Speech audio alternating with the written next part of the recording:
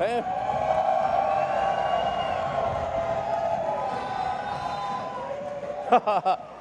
Great outfit. Hey.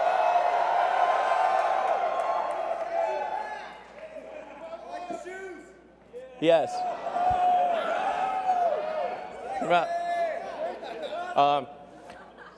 Yeah. Well, everyone, welcome to the Tesla Design Studio, where we've held many product unveilings before. Hope you guys will have a really great time tonight. I think I've never seen so many cameras in my entire life. This is cameras everywhere. So we're going to start off by just talking a bit about how did we get here. You know, what are the things that have led to this day? What are the cars like?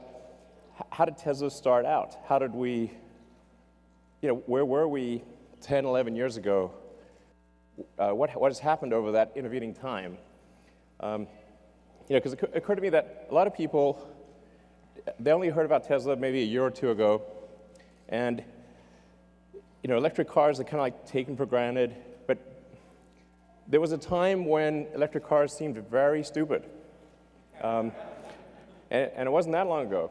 And the idea of creating a car company was stupid, of course, and then making an electric car company was like stupidity squared. And so let's take a look at the first car we ever made, the Tesla Roadster. Yeah.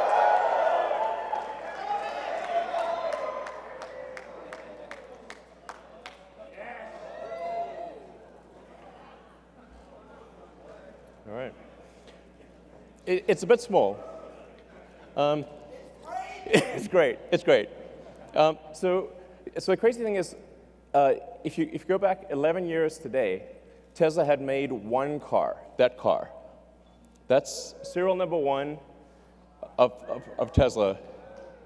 So that's my car actually. So yeah. So on February 2008, we'd literally only made one car, that car. And it didn't really work very well, I have to say. It broke down a lot. And it took us another 3 months just to make the second car. And now we've made about 550,000 cars. Yeah. So,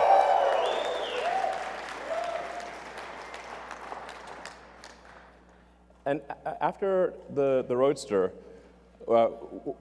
essentially what happened with the Roadster is we said, okay, we want to make a car, we want to really break the mold about how do people think about electric cars. To think about electric cars as being slow and ugly and poor performance. So we want to have a sports car, you know, a car that is fast, looks good, sexy. That's right. Ha ha. You took the words out of my mouth. So. Exactly. Sexier. That's right. So the Roadster, the reason we did a sports car is we wanted to create a car that would break the mold for electric vehicles, and that would be sexy and fast and long range, and that's why we did the Roadster. You know, people say that, well, you won't be able to make a car with those specifications, and if you do, nobody will buy it. So we had to prove those two things wrong. And then after we made the Roadster, they said, okay, sure, you can make some toy sports car, but you can't make a sedan. You can't. There's no way you could compete with the luxury sedans that are gasoline, because they're the best. And there's no way you can make an electric car that's like that. So we did. Model S.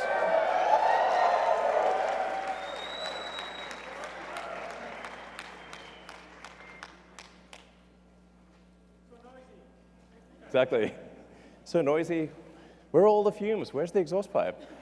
Where do you put the gasoline?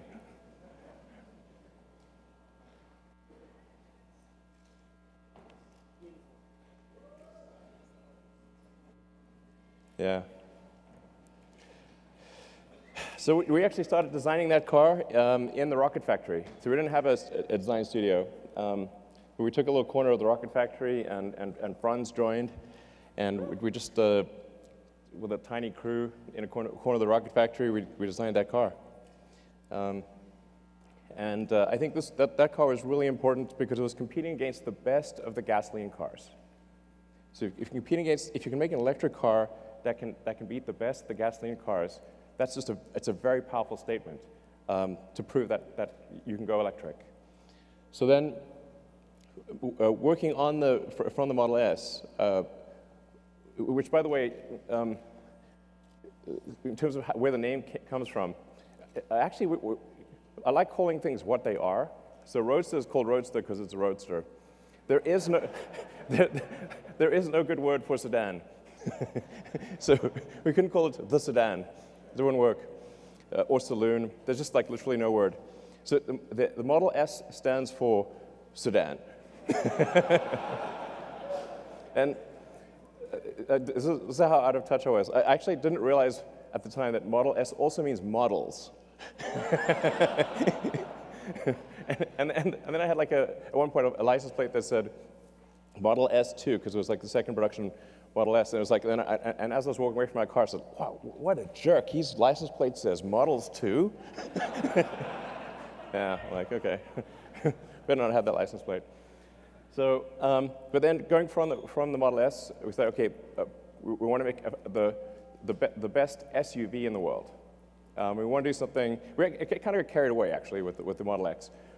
We was like, let's have practically every technology and whiz-bang thing we could possibly think of. The Model X is like, as a car, it's like a Fabergé egg meets a spaceship. It's like, it was insanely difficult, but it is an amazing vehicle. Let's bring it out.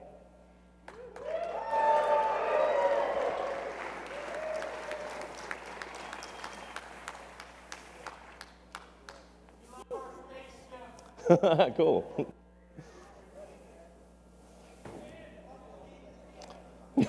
Yeah. You can see a certain position forming, maybe. So the Model X, like I said, it really feels like a Fabergé egg spaceship. It's X for crossover SUV.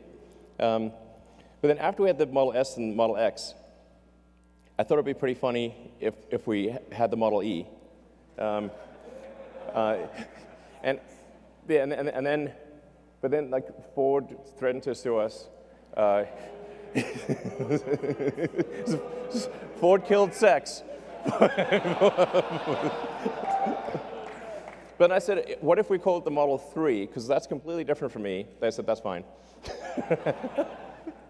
So we have the Model 3. Let's bring out the Model 3.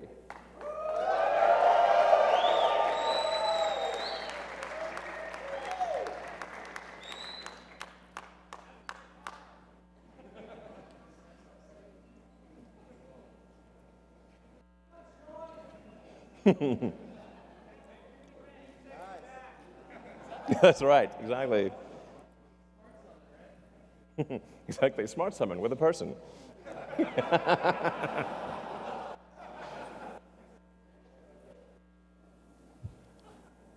So we made the original Roadster, the Model S, the Model X, the Model 3, and then we also then made the new generation Roadster, which we'll bring in.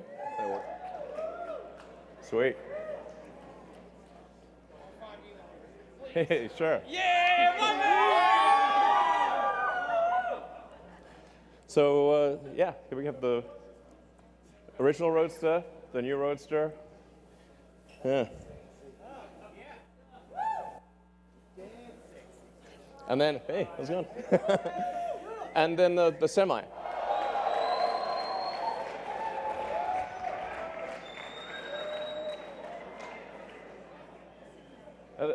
Actually, the Tesla Semi drove here nonstop all the way from the Bay Area.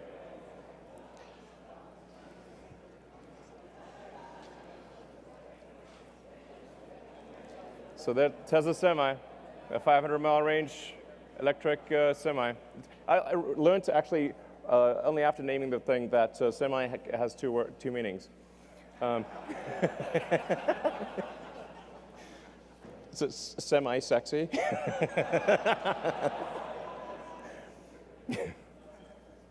So, yeah, so we're really excited about bringing those products to market.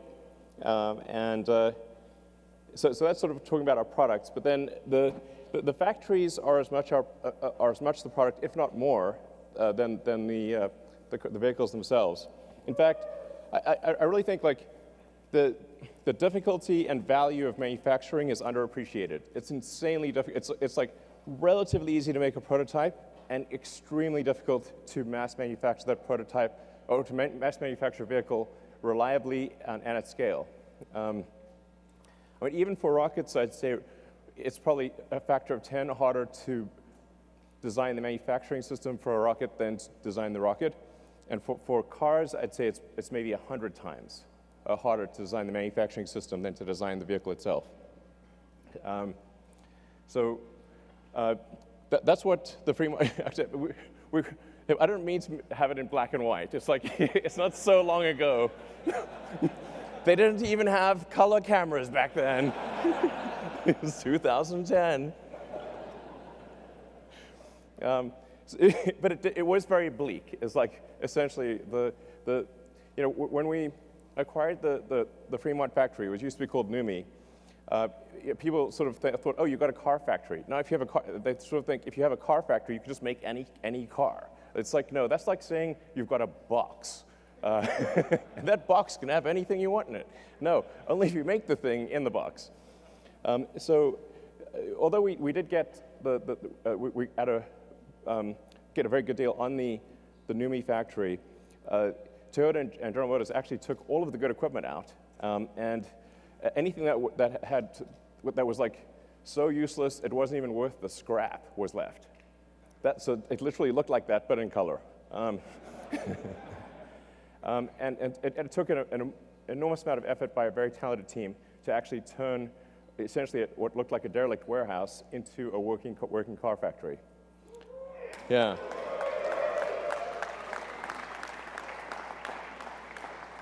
So, and in fact, like today, the Fremont factory, which is an enormous building, I think it's like the second or third biggest building in the world by footprint, is so dense, so densely packed with people and robots. But this picture has like robots, but there's 20,000 people that work at the Fremont factory across 4 or 5 shifts.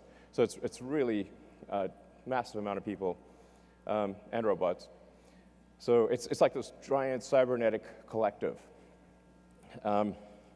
So that was way harder than making the car, by far. I mean, it's worth noting, like the last time, at least in the U.S., the last time any car company achieved mass manufacturing was about 100 years ago. That is the last time, and then Tesla. It's literally that crazy. So,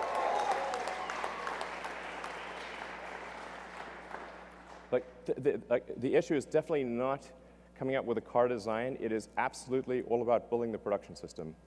You want to have a good product to build, but that's basically the easy part. Then the factory is the hard part. Then the challenge is like, okay, if we create a car factory, where the heck are the batteries and electric motors and power electronics going to come from? And that's where we need to say, okay, we better build something that's capable of 50 gigawatt hours at least of cell output, which at the time when we proposed the Gigafactory, I believe like total global output of lithium-ion batteries for all purposes, phones, laptops, certainly cars, anything, was about 30 gigawatt hours. So we're like, okay, well, just do the basic math. We need 50 gigawatt hours. So we better have a real big factory, or there's no way. So, we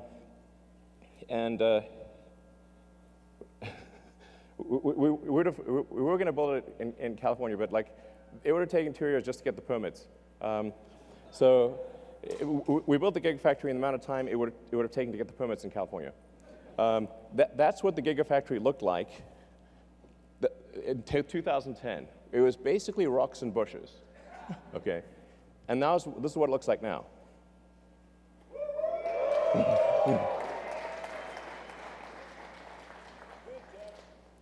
Yeah. So, and it's only about a third complete. So this one complete, I think it's about 4 or 5 times the size of the Pentagon. So it's kind of difficult to appreciate scale, but although it's really quite tall, it's like 70 feet tall. So the volume of it is just mind-blowing. It takes 2 hours just to walk around it. So, again, it's work of a tremendously talented team working like crazy, like tens of thousands of people to produce this factory. And today it produces more lithium-ion than the rest of the world combined. So.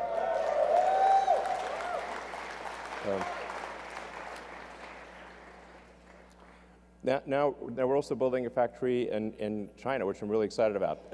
As you can see, this very impressive. Very impressive. A large puddle. So when I was there in January, that's what it looked like when we did the groundbreaking ceremony, and this is what it looks like now, 3 months later. But this is what it will look like at the end of the year.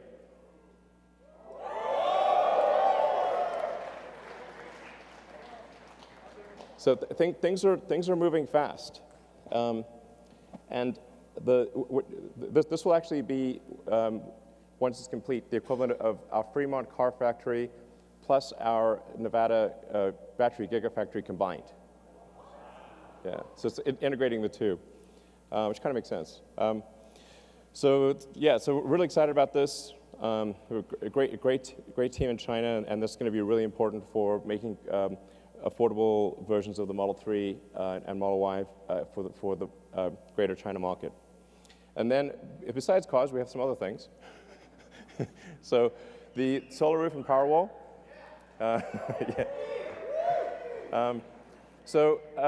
This is definitely going to be the year of the solar roof and Powerwall. Because of extreme challenges with the Model 3 production, we have to basically allocate all resources to Model 3 production because otherwise we're going to die. And so basically, it was pretty tight, I have to say. That was a hard one.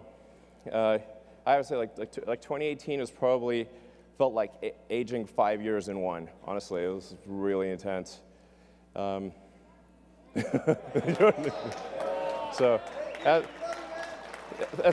thank you for supporting Tesla through this difficult period. Thank you. Yeah.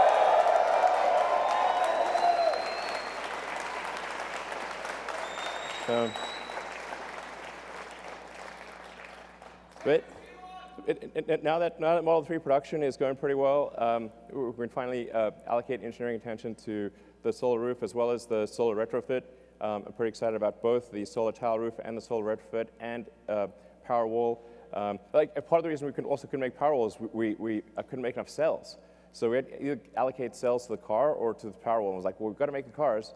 So then Powerwall got cell star, basically. But 2019, so we are now going to ramp it up. And then PowerPack. So PowerPack is kind of like our industrial strength battery storage system. We did the biggest battery storage system in the world in Australia. And yeah, that was really super cool.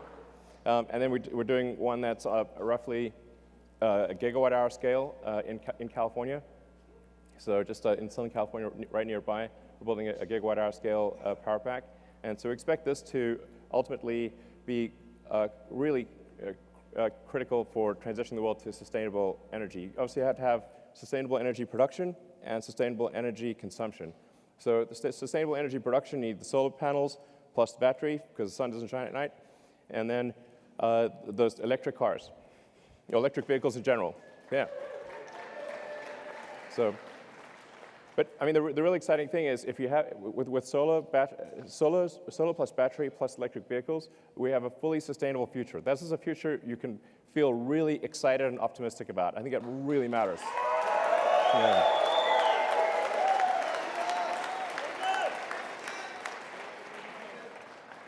And then supercharging. So, you know, the first, in 2010, we had 0 superchargers. So there was no, you couldn't really drive long distances with an electric car in 2010. So it was like, well, okay, we better have some high power chargers, otherwise it's going to be extremely inconvenient to drive long distances. So built into the Model S was a high voltage DC bypass directly to the pack, so you can just sort of mainline power right into the pack.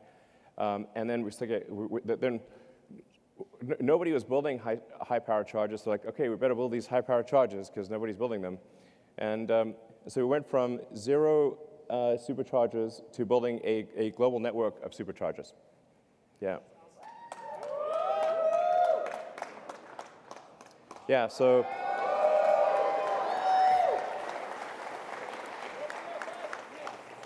it's pretty nutty. Each one of those is a supercharging site.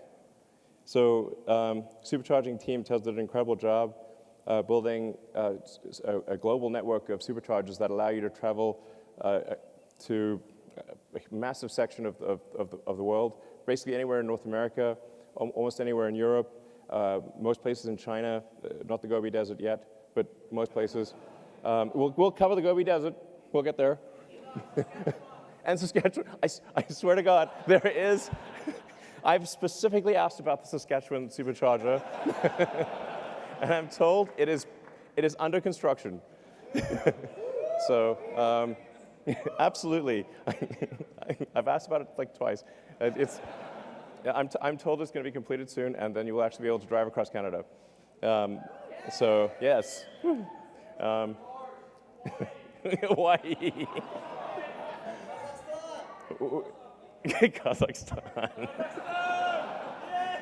Actually, we have like some great supporters in Kazakhstan. I think we probably we should have. We will build superchargers in Kazakhstan. There you heard it right here. Anyway, we're going to build a lot more superchargers, and we actually have version 3 of the supercharger that we just unveiled. And in fact, yeah.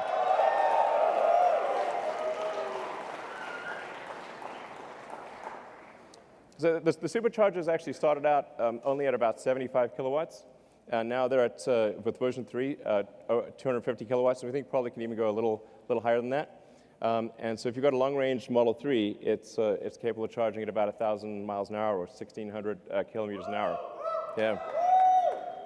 So, and we have one working in the Bay Area, and then the one here at the design studio is also working as of tonight. So, yeah. So we're going to be rolling out the version 3 supercharger throughout the world, just gradually upgrading the existing sites as well as adding new sites. So we did slow down the supercharger rollout a little bit because we wanted them to be version 3 instead of version 2. But now that we have version 3 running, and we're going to spool up production, and so you're going to have like a radical improvement in supercharging worldwide by sometime next year. Yeah. So in terms of where we are today, we got obviously the S3 and the X. We've made, I think, 550,000 vehicles, something like that. 12 months from now, we will have made about 1 million vehicles. So it's pretty wild to think that 11 years ago today, we had made literally 1 car, and a year from now, we will have made 1 million. Yeah. I mean, this is a testament to the incredible talent and effort of the people at Tesla. I was to say thank you to people at Tesla. You guys are incredible.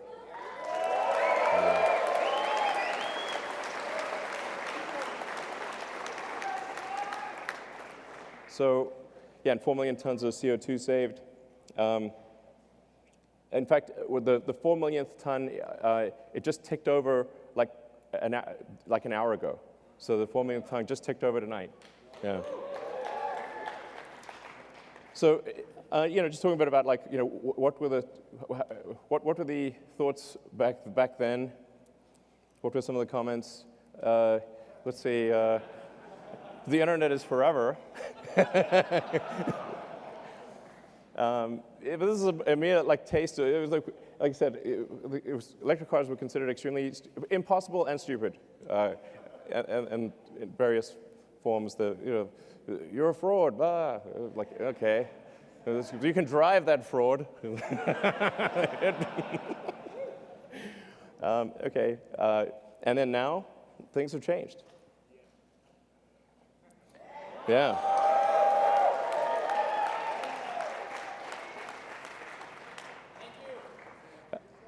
The goal of Tesla was literally this, is like, to what degree, in fact, when we created it, we're like, okay, the fundamental historic good of Tesla should be measured by the degree to which we accelerate the advent of sustainable energy and transport. And our goal all along has been to try to get the rest of the car industry to go electric. We did a joint venture thing with Toyota and with Mercedes. We open sourced our patents 3 or 4 years ago. Made them freely available, so it's extremely rewarding to see that the rest of the industry is going electric. This is great.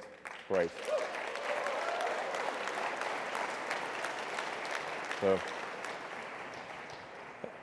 and I was just wondering, like, where will Tesla be in 10 years?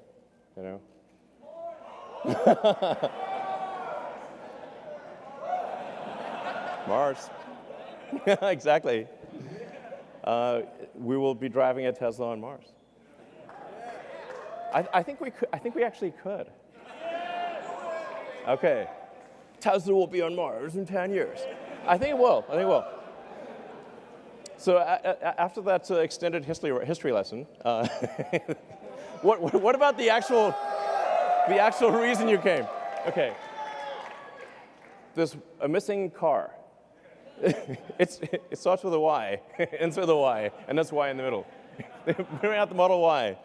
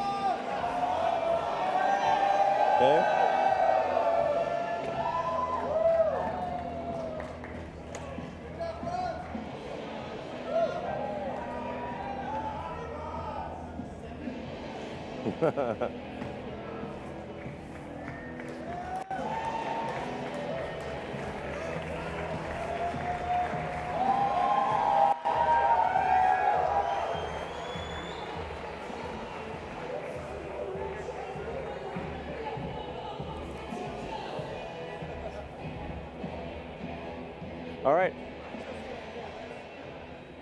The Model Y. Yeah. So, like the 3, it will be extremely safe. So that you may know the Model 3 has the lowest probability of injury of any car ever tested by the US government.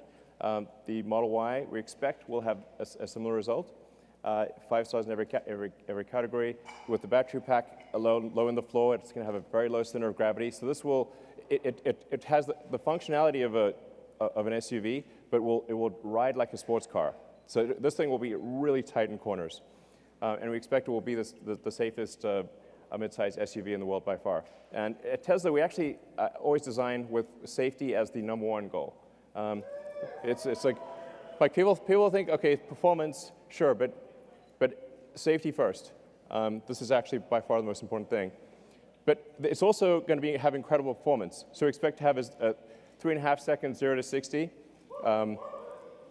Yeah, it's good. And very low center of gravity, so great handling. It's testing out at a 0.23 drag coefficient, which is extremely good for an SUV. And in terms of range, 300 miles. Yeah. So we expect to have an EPA range of, an actual true usable range of 300 miles. So, yeah. Yeah. From an interior standpoint, it has a panoramic glass roof. And by the way, after I'm done here, you guys will be able to come up and like check out the car. So it's like, so it's going to have a panoramic glass roof. It like really feels like, just like the Model 3, if you're in the car, it just feels like you can see the sky. Seat 7, 66 cubic feet. Obviously autopilot and all that. As I've said publicly, we expect to be feature complete with self-driving sometime later this year. And then as we prove out the safety with billions of miles and kilometers, we will, from our standpoint, feel it's like safe enough to not pay attention and then get the regulatory approval sometime thereafter. But the cool thing is feature complete. Like it'll be able to do basically anything by the end of this year. Just with software upgrades, which is pretty cool. So the basically long-range one we expect to be about $47,000, and then sometime in 2021 we'll have the sort of standard version, which will have a $39,000 price point. So yeah.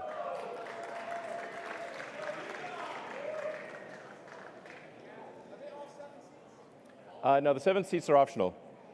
Yeah.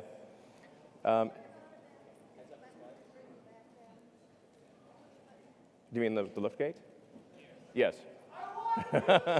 Okay. I mean, you never know. We might do better than this, but so it should be at least as good. So, so I think it's going to be really compelling. I'm confident that it'll be of any mid-size SUV, it'll be the one you want. Yeah,